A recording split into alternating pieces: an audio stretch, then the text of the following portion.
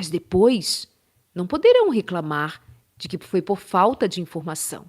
Foi porque se submeteram ao seu apetite e sacrificaram a própria vida no altar dos seus desejos por tão pouco. Pois Daniel, ele pôs a sua vida em sacrifício.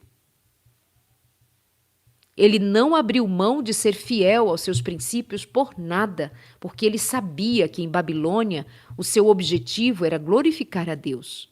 Ele, de fato, pôs em prática: quer comais, quer bebais ou façais qualquer outra coisa, faça para a glória de Deus.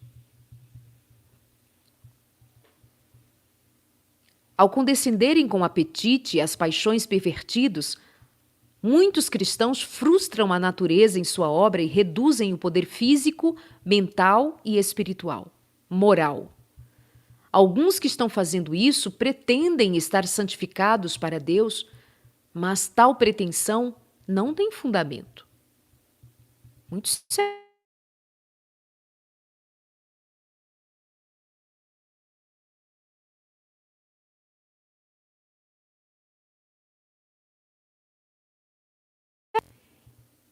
O Senhor Jesus Cristo nos justificou. Nós fomos justificados em Cristo. Após a justificação que só Jesus Cristo nos oferece, mais ninguém, mais nada no mundo pode nos conferir a salvação, só Jesus Cristo. A partir desse momento, nós entramos no que Jesus Cristo também providencia para nós vivermos. A prática de uma vida que nós chamamos de santificação. A santificação inclui todos os aspectos da nossa vida.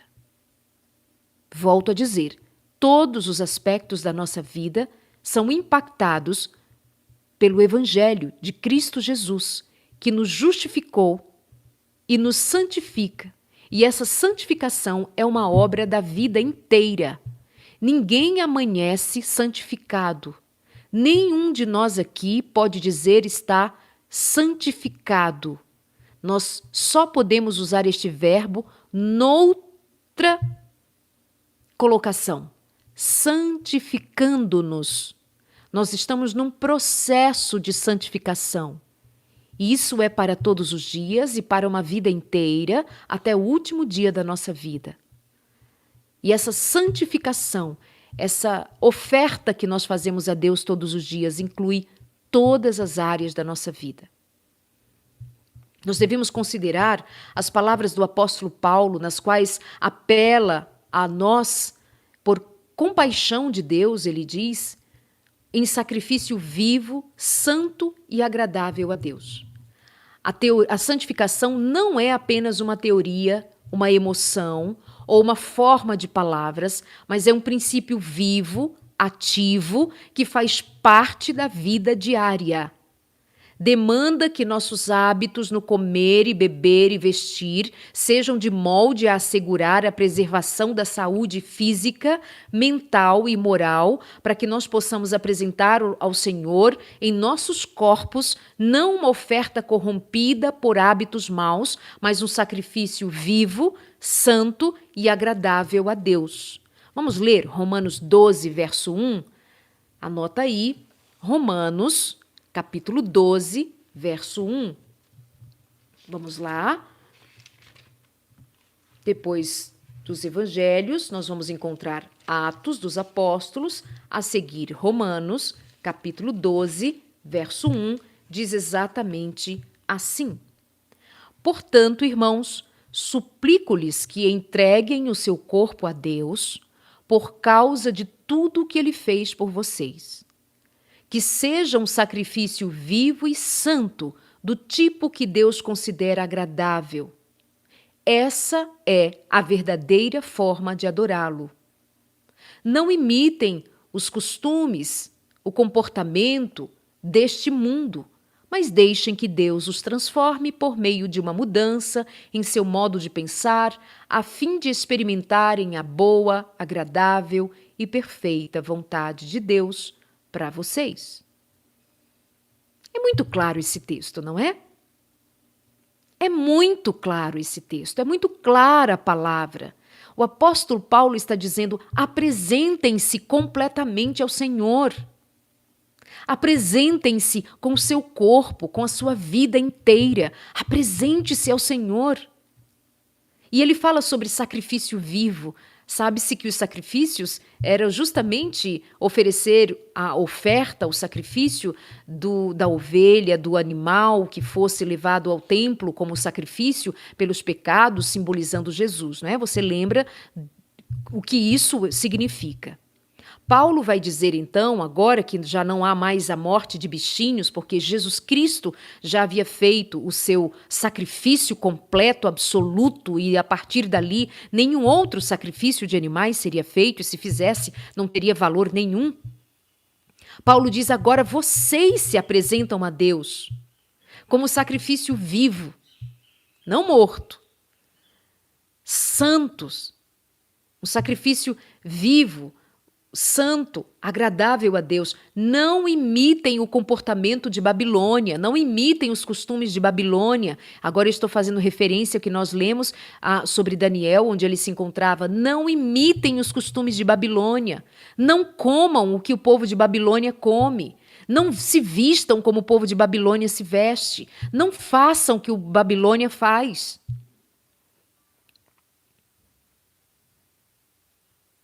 Não imitem o comportamento e os costumes deste mundo, mas deixem que Deus os transforme por meio de uma mudança em seu modo de pensar. Onde é que primeiro começa Deus a agir? Aqui na nossa mente. Então tudo fica claro, tudo é diferente, porque Deus está atuando no nosso pensamento e tudo muda, nossa visão de mundo é outra. Nós já não somos mais como nós éramos antes.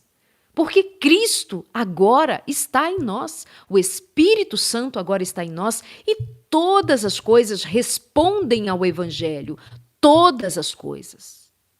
Sabe, aquele bichinho que era ofertado, que era levado ao sacrifício, ele não podia ter nenhum defeito. Tinha que ser um animal que passava inclusive pela revista do sacerdote. Não podia ser aleijado, não podia ter uma ferida, não podia ser quebrado, não podia ser doente, ele precisava estar são, porque ele simbolizava o sacrifício de Jesus Cristo, significava algo de excelência. Agora Paulo nos traz essa ideia de que nós nos apresentemos como sacrifício vivo, e é interessante que Paulo ele diz assim: eu suplico-lhes. É uma súplica que Paulo faz. Não é um conselho que ele dá, é uma súplica, é um pedido que ele faz com a alma, dizendo: apresentem o seu corpo a Deus por causa de tudo que ele fez por vocês. Não se prostituam, não ofereçam o corpo de vocês ao adultério, à imoralidade. Sabe, você pode incluir e deve trazer para esse texto toda a visão do que significa apresentar uma vida santa, agradável a Deus. Eu acho linda essa passagem. Linda, linda. Poderosa. Libertadora. Porque ela carrega o conhecimento de como deva ser a vida do cristão. E ainda a palavra vai dizer que nós tenhamos essa ideia da santificação. Romanos 12, você anotou, versos 1, 2 e 3. Ninguém que professe piedade considere com indiferença a saúde do corpo e se iluda com o pensamento de que a intemperança, a falta de cuidado com o que come, com o que faz com a vida, porque a saúde não é só a comida, a saúde envolve outras decisões na vida que contemplam a vida saudável. Ninguém que professe piedade considere com indiferença saúde e se iluda com o pensamento de que a intemperança não é pecado e que não vai afetar a sua espiritualidade. Existe uma estreita afinidade entre a natureza física e a natureza moral. O padrão de virtude é elevado ou rebaixado por meio dos hábitos. O excesso da ingestão do melhor alimento, você pode escolher o alimento mais saudável. Se você comê-lo demais, se você perder a noção e comê-lo demais, isso trará prejuízos a você. Portanto, não é somente o alimento, mas a forma como nós nos alimentamos, a quantidade com que nós nos alimentamos, o que vai propiciar ao nosso corpo saúde tem a ver com equilíbrio no sentido mais justo da palavra. E aqui vale dizer que equilíbrio não é assim, eu como um pouquinho de mal e eu como um pouquinho de bem. Eu faço um pouquinho do mal e eu faço um pouquinho do bem. Esse equilíbrio quer dizer, estritamente, aquilo que eu sei ser bom, ainda assim, sabendo que é bom, eu serei equilibrada em fazer uso do que é bom. Porque até mesmo o que é bom, se eu não tenho equilíbrio, se eu não considero o que deva ser o uso disto que eu considero bom, que de fato é considerado bom, me trará prejuízos pela falta de entendimento no uso dele.